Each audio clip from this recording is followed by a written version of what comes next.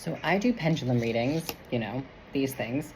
And the other day I posted a TikTok about JoJo Siwa's relationship for fun, and somebody said that I was moving my hand. Now they deleted their comment, but I thought this was a fantastic opportunity to actually talk about how pendulums work. You see, it's really easy to think that, if you're not someone who practices the pendulum, that it's so simple to just move your hand. But as you can see, actually moving your hand doesn't move the pendulum all that much. Even if I stop, right? I can go like this, it really does not move that much. So the whole point of a pendulum is that you try to be as still as possible, and then you ask a question, and the spirit guide, spiritual realm, energy of the question, whatever you want to believe it is, moves it, right? And it moves a lot more when I'm still. You cannot, even when I move my fingers, it jostles it, but it doesn't really move the pendulum, right? So if you're a beginner in pendulum and genuinely watching this as someone who wants to know more about it, I'll talk about that in a second. But first I want to address the skeptics, because obviously it is so easy for people to go well, even if you're not moving your hand to make it do something, what about your thoughts, Because it's true, with a pendulum, if I think, move in a circle, it moves in a circle.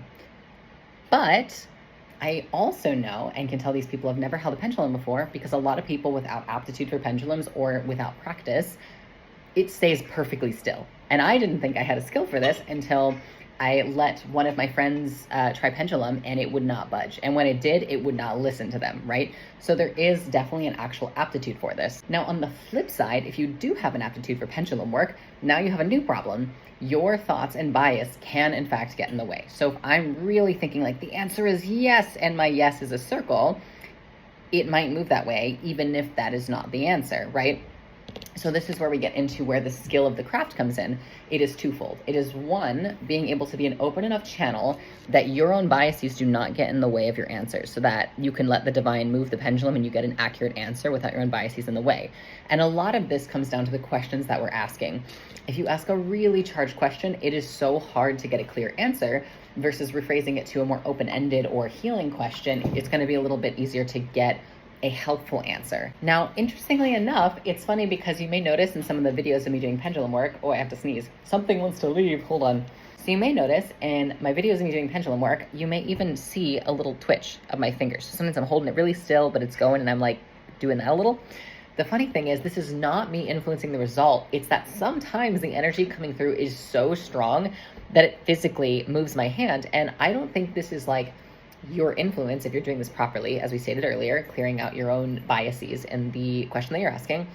This is actually just a result of being really skilled at pendulum work and not resisting it.